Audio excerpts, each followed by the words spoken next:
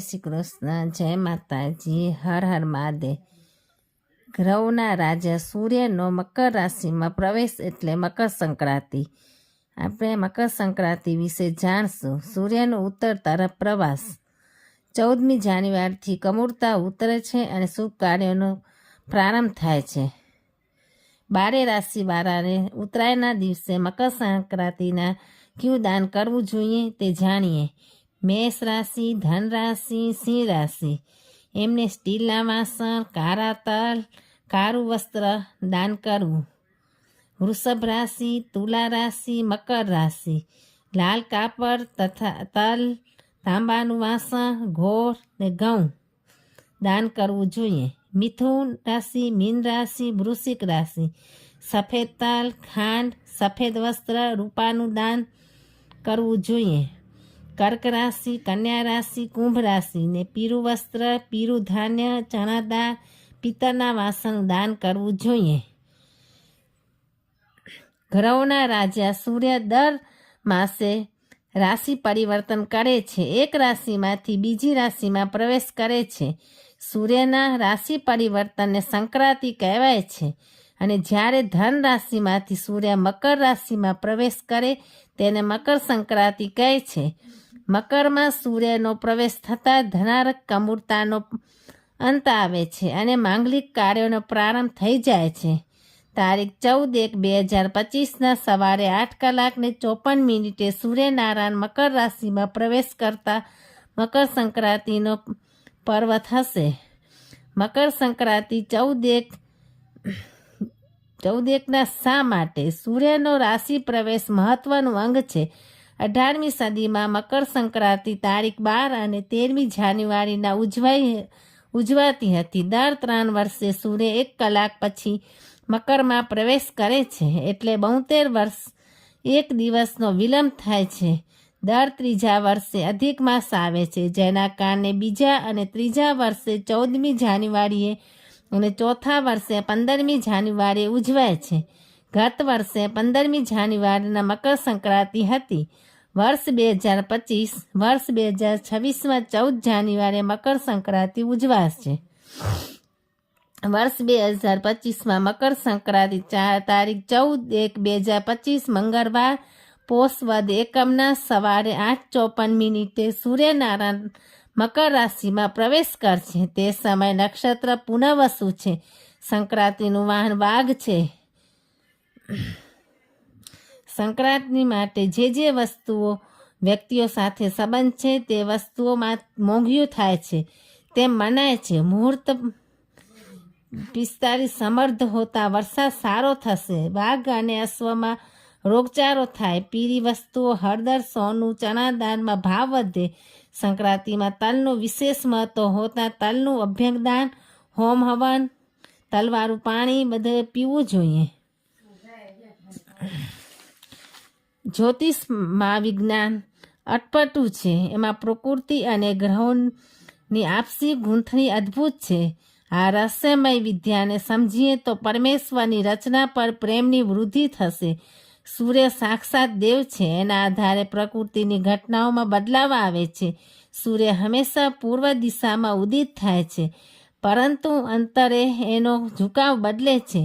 ઉત્તર અને દક્ષિણ આમ 2 દિશામાં ઝૂકે છે. વર્ષમાં 2 અયન આવે છે અર્થાત સૂર્યનો ઝુકાવ પરિસ્થિતિમાં પરિવર્તન આવે છે. આ સમગ્ર ઘટના રહસ્યમય છે જે પ્રકૃતિ અને વાતાવરણના બદલાવનો સંકેત આપે છે. સૂર્યની આ અયનની અવધિને શુભ માનવામાં આવી છે. ભગવાન શ્રી કૃષ્ણે ગીતાજીના 8મા અધ્યાયમાં સૂર્યના ઉત્તરાયણનું મહત્વ સમજાવ્યું છે. મકર સંક્રાંતિ એ હિન્દુ ધર્મનું મહત્વપૂર્ણ પર્વ છે. સૂર્ય જ્યારે મકર રાશિમાં પ્રવેશ કરે છે ત્યારે ઉત્તરગામી બને છે અને જ્યારે કર્ક રાશિમાં પ્રવેશ કરે છે ત્યારે દક્ષિણગામી બને છે. પંચાંગમાં 2 અયન બતાવવામાં આવ્યા છે જેને ઉત્તરાયણ અને દક્ષિણાયન કહેવામાં આવે છે. ઉત્તરાયણ દરમિયાન 3 ઋતુ શિશિર, વસંત અને ગ્રીષ્મ આવે છે અને મકર સંક્રાંતિથી દિવસ ક્રમશ ધીરે ધીરે મોટો અને રાત્રિ નાની થવા લાગે છે. આથી મનુષ્યની કાર્યક્ષમતામાં વૃદ્ધિ થાય છે. માનવી પ્રગતિ તરફ અગ્રેસર બને છે. આ દિવસથી દેવતાઓના દિવસનો પ્રારંભ થાય છે. અર્થાત ઉત્તરાયણને સકારાત્મકનું પ્રતીક માનવામાં આવે છે.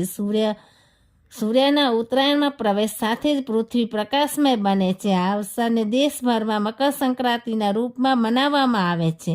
શુભ કાર્યોનો પુનઃ પ્રારંભ કરવામાં આવે છે. ઉત્તરાયણનો 6 માસનો આ સમય પવિત્ર માનવામાં આવે છે. મકર સંક્રાંતિનો આ તહેવાર સૂર્યદેવને સમર્પિત છે. સૂર્ય ગ્રહોના રાજા પ્રધાનમંત્રી છે. અયન અર્થાત પરિવર્તન. સૂર્યના ઉત્તરાયણ અને દક્ષિણાયન એકબીજાની વિરુદ્ધ દિશા તરફનું ગમન છે. સૂર્યના આ બંને અયન એટલા જ મહત્વના છે. ઉત્તરાયણનો સૂર્ય પ્રત્યેક દિવસ તેજસ્વી બને છે, જે પોષણકર્તા અને આરોગ્યવર્ધક માનવામાં આવે છે. 22 ડિસેમ્બરથી 22 જૂન સુધી સૂર્ય ઉત્તરગામી રહે છે. આ ખગોળીય ઘટના છે જે નિરંતર ચાલ્યા કરે છે. આ સમયગાળામાં સૂર્ય મકર રાશિથી મિથુન રાશિમાં ભ્રમણ કરે છે. સૂર્યના કર્ક રાશિના પ્રવેશને કર્ક સંક્રાંતિ કહે છે. આ સમયથી સૂર્ય દક્ષિણાયન કરે છે. વર્ષ દરમિયાન દર માસે રાશિ બદલે છે. એક રાશિને પૂર્ણ કરીને બીજી રાશિમાં પ્રવેશ કરે છે. આ ઘટનાને સંક્રાંતિ કહેવામાં આવે છે. વર્ષમાં આવી 12 સંક્રાંતિ આવે છે. આ પૈકીની મેષ, કર્ક, તુલા અને મકર આ મુખ્ય સંક્રાંતિઓ છે. પોષ માસની આ મકર સંક્રાંતિથી સૂર્યનો ઉત્તર દિશા તરફ પ્રવાસ શરૂ થાય છે. આ દિવસ દર વર્ષે 14 જાન્યુઆરી કે 15 જાન્યુઆરીનો હોય છે. આ સમય સૂર્યકિરણો અમૃત સંચાર કરતા હોય છે. આ ઉષ્માભર્યા કિરણો માનવ શરીર માટે અતિશય ઔષધીય ગુણોયુક્ત હોય છે. વાતાવરણમાં પ્રસરેલી ઠંડકમાં ગરમી આપે છે. ધાર્મિક દ્રષ્ટિએ પણ ઉત્તરાયણનું શાસ્ત્રોમાં ખૂબ મહત્વ બતાવાયું છે. આ દિવસથી સ્વર્ગના દરવાજા ખોલવામાં આવે છે. આ સમયે દેહત્યાગી જીવોને સ્વર્ગમાં પ્રવેશ મળે છે. મહાભારતનો પ્રસંગ છે ભીષ્મ પિતામહનો. ભીષ્મ પિતામહ બાણશૈયા પર સૂતા હતા.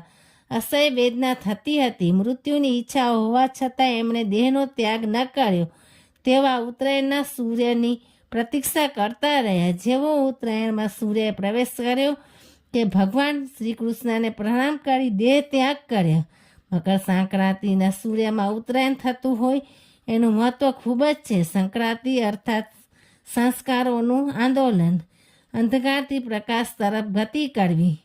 ઉત્તરાયણનો આ આંતરરાષ્ટ્રીય પતંગ મહોત્સવ છે. આ પતંગોત્સવનું મુખ્યત્વે ગુજરાતમાં વિશેષ મહત્વ છે.